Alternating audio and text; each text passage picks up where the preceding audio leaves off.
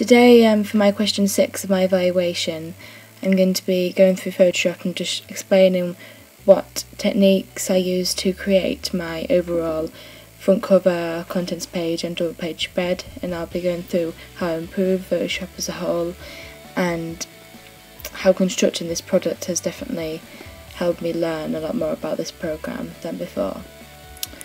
And I'll be explaining this in more detail towards the end, starting with colour replacement tool, which I used on this background which I took somewhere because I felt it looked very dull, especially for my genre, so I ended up changing the colour to a light blue. Obviously this is just an example, but it wasn't as bright as this, and this is how I did it. I just very carefully just coloured the sky and clicked on the colour replacement tool, which I'm just highlighting right there, and after doing it, obviously you can change the brush size, and after doing this all I did was, it was fairly easy at the end of the day.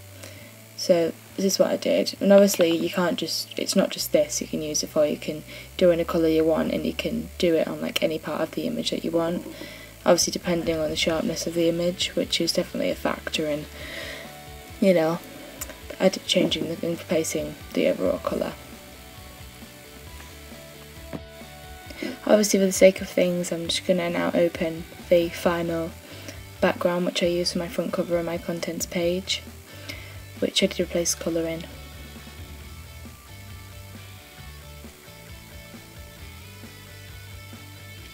And this is it right here.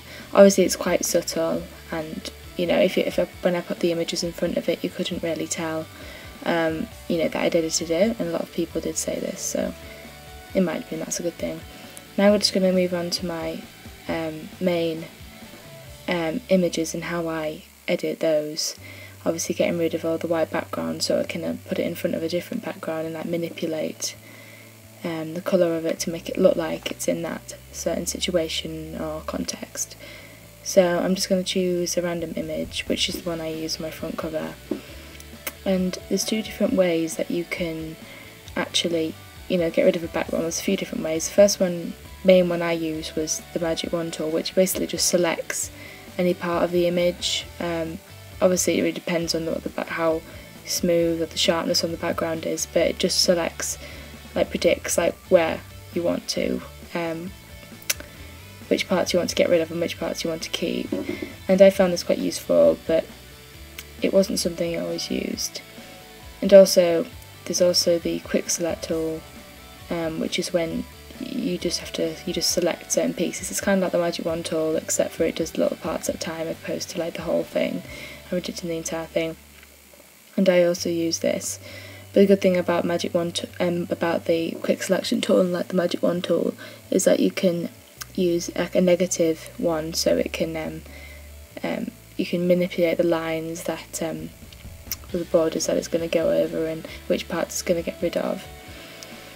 And obviously like another one I used just for like to get rid into all the nook and crannies, if those bits that the quick selection or the magic wand couldn't get, was just a simple eraser, and I use this quite a lot, especially if I had some really difficult images that I had to get the background off. I used to use the eraser quite a lot. It's quite a lot more time consuming than the others, but it definitely helped in creating my final product, or you know, preparing my images for my final products.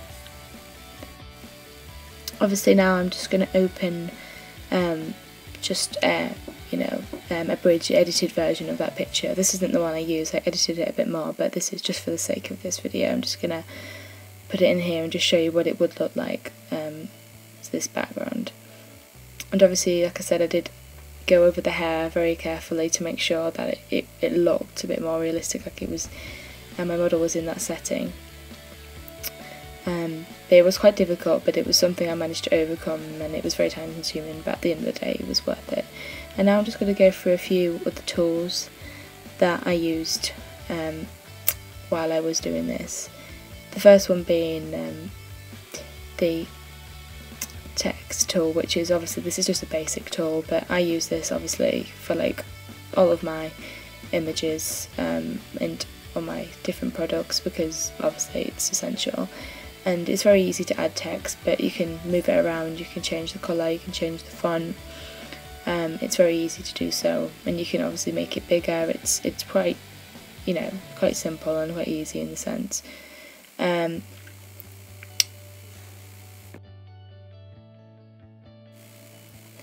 I'm just going to show, explain how you can obviously manipulate other images, and you can place them on top with the use of layers.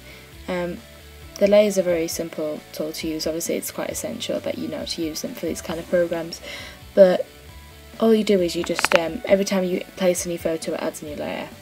So obviously I'm placing this photo here, and you can use the transform tool, which you can also use to transform text as well, make it small and rotate it.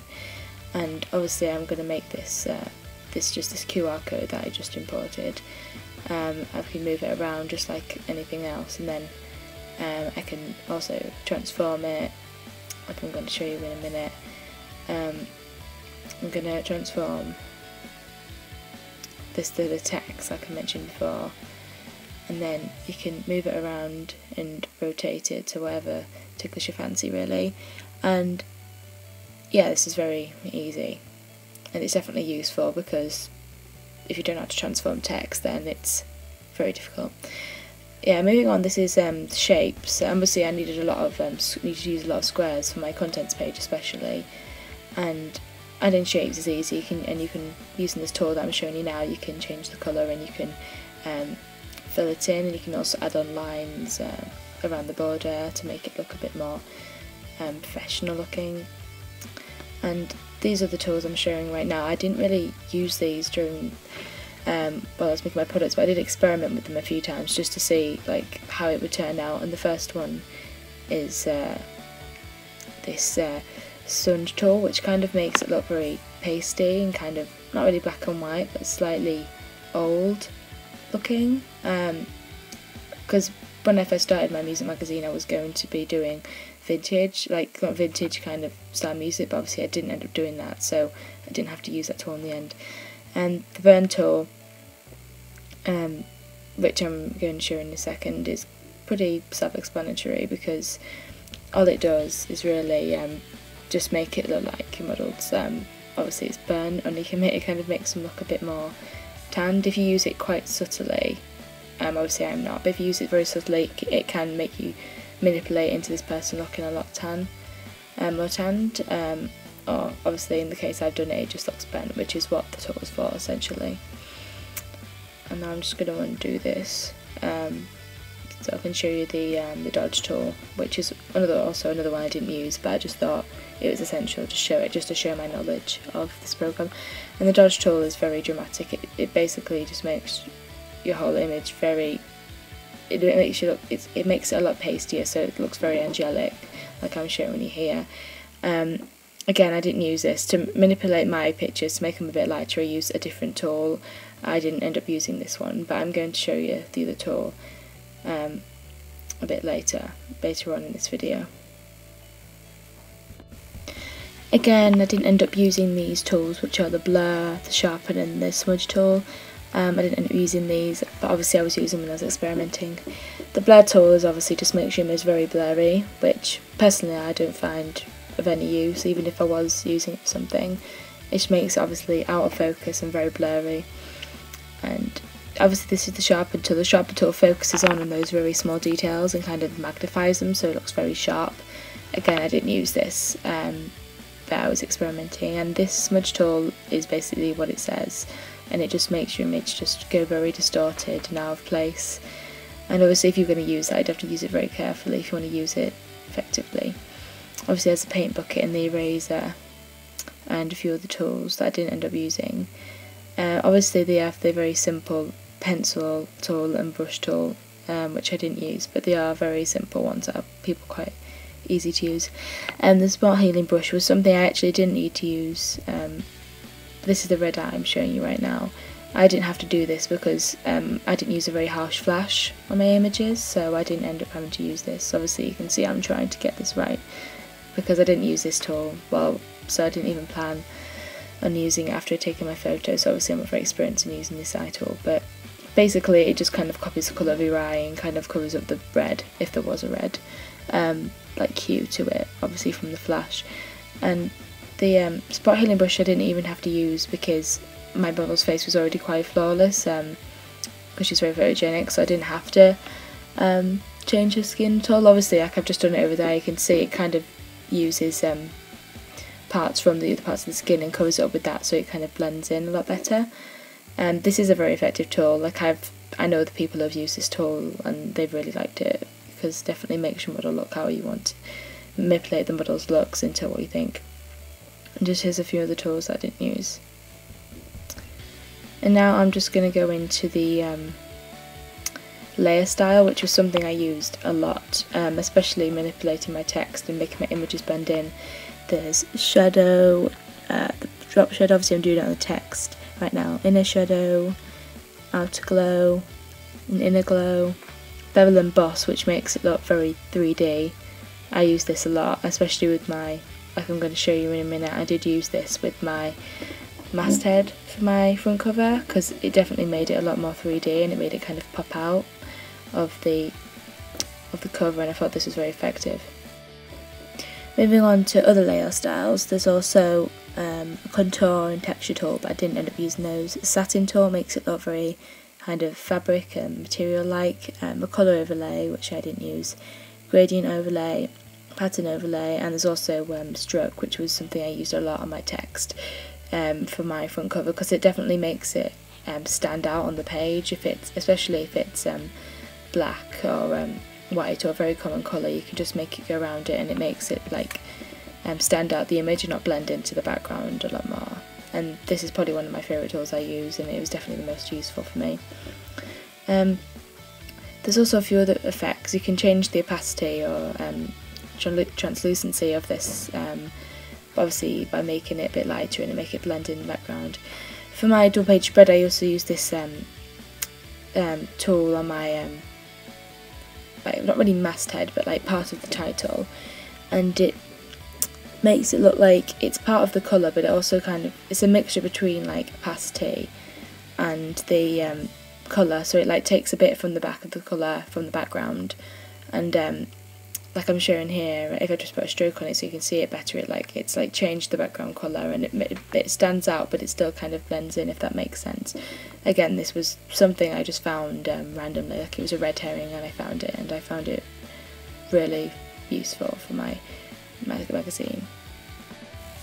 These are a few other tools which I use. Obviously there's a grayscale tool which makes the whole image, puts it into one layer and makes it black and white. Obviously I didn't have to use this, but I did experiment with it a few times in my dual page spread.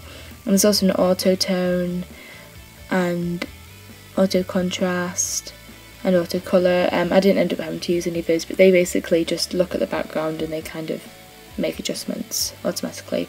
And this is the brightness tool that I was on about earlier. Instead of using the dodge tool, I did end up using this, just making the lighting a bit brighter without it being too much and making it look obvious that I'd edited it. Obviously the filters are something I didn't have to use, but these are very creative tools in Photoshop, and there's so many different ones, mainly to do with texture, that makes your image obviously very, very different, and it makes it stand out a lot more.